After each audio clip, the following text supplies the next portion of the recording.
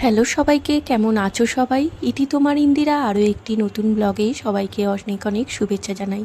আশা করি সবাই খুব ভালো আছো, আমিও ভালোই আছি। আজকে দেখো না, কত বৃষ্টি সকাল থেকে শুরু হয়েছে, তবে মনটা একদম ভালো নেই। কেননা আমাদের ওয়েস্ট বেঙ্গলে যেভাবে বৃষ্টি হয়ে চারিদিক জলচ্ছন্ন হয়ে গেছে, চারিদিকে গাড়ি ডুবে গেছে, কারোর বাড়ির একতলা ডুবে গেছে, জিনিসপত্র সব ভাসছে জলের মধ্যে। এত চারিদিকে এত খারাপ পরিস্থিতি, হঠাৎ করে আমাদের প্লেন দুর্ঘটনা, তারপরে হঠাৎ করে আমাদের আসামের বিখ্যাত গায়ক জুবিন গার্গ, উনি হঠাৎ করে মারা গেলেন। তো এত খারাপ একটা পরিস্থিতি, এত 2025টা এত খারাপ যাচ্ছে, সকাল থেকে না একদম মনটা ভালো নেই। দুদিন ধরে সত্যি শুধু ওটাই ভাবছি যে কী যে হচ্ছে 2025টা, কী জানি। যাই হোক, সকালে ফুল টুল তুলে চান হয়ে গেছে, এখন চলে এসেছি একটু ব্রেকফাস্ট বানাতে। এখন ব্রেকফাস্টে একটু আজকে ডিম টোস্ট বানাবো।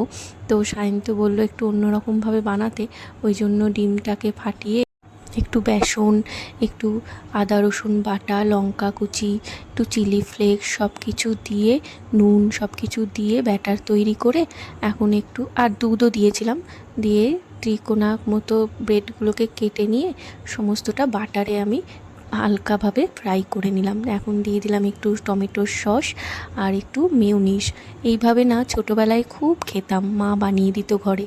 আমাদের তো তখন আরও জিনিসপত্রের দাম কম ছিল, ছাঁকা তেলে বেসনে চুবিয়ে মা ভেজে দিত, আরও ভালো লাগতো খেতে, টেস্টই আলাদা ছিল।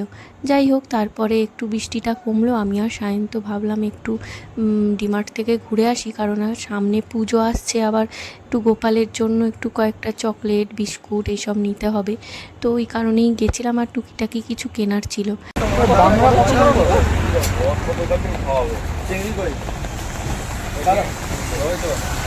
কত বড় বড় চিংড়ি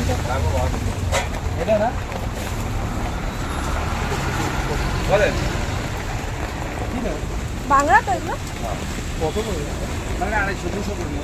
খাওয়া দাওয়া সেরে দুপুরবেলায় সায়ন্ত বলল চলো একটু মাছ নিয়ে আসি, তাই একটু মাছ নিতে বেরিয়েছি। চারিদিকে কেমন, এখানেও দেখো বৃষ্টি হচ্ছে, তবে অতটা না, কিন্তু হচ্ছে বৃষ্টি।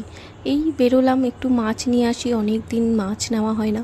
তারপরে তো বিজয় পার্কে ওইদিকে এসেছি যখন, একটু বিজয় পার্কের সাইড দিয়ে গেলাম, কেননা কয়েকটা বাজারও তুলতে হবে, কেননা সামনে আবার পুজো, বেরোতে পারবো না, সায়ন্ত খুবই ব্যস্ত থাকবে। তো বাজারে বিজয় পার্কে এসেছিলাম, তো সায়ন্ত বলল কিছু খাবে, তো ওই ইডলি আর মেদু বড়া এখানকার বিখ্যাত আর কি। ইডলিটা আমি খুব একটা ভালোবাসি না, কিন্তু সায়ন্ত বলল নিতে, ওই জন্য নিলাম। আর মেদু বড়াটা ভালো লাগে খেতে, এই চাটনি দিয়ে। তো খেয়ে বেশ ভালোই লাগছে জানো তো। ইডলিটা অত ভালো লাগে না, কিন্তু মেদু বড়াটা ভালোই ছিল খেতে। তো কম পয়সায় 60 টাকায় হয়ে গেল, বেশ ভালো ছিল। যাই হোক, চলো এরপর এই বাজার তুলব, কিছুটা বাজার করে তারপরে আবার ঘরে ফিরবো। চারিদিকে কেমন বৃষ্টি, একদম ভালো লাগছে না। চারিদিকে যা দুর্ঘটনা, চারিদিকে যা বৃষ্টি বাদল চলছে, যা অবস্থা। মা আসছে, পুজোটা যেন ভালো ভালোই কাটে। যাই হোক, চলো আজকের মতো ব্লগটা এখানেই শেষ করছি। তোমাদের কেমন লাগলো জানিও, ভালো লাগলে লাইক করো। সবাই ভালো থেকো, দেখা হবে আবারও পরের ব্লগে।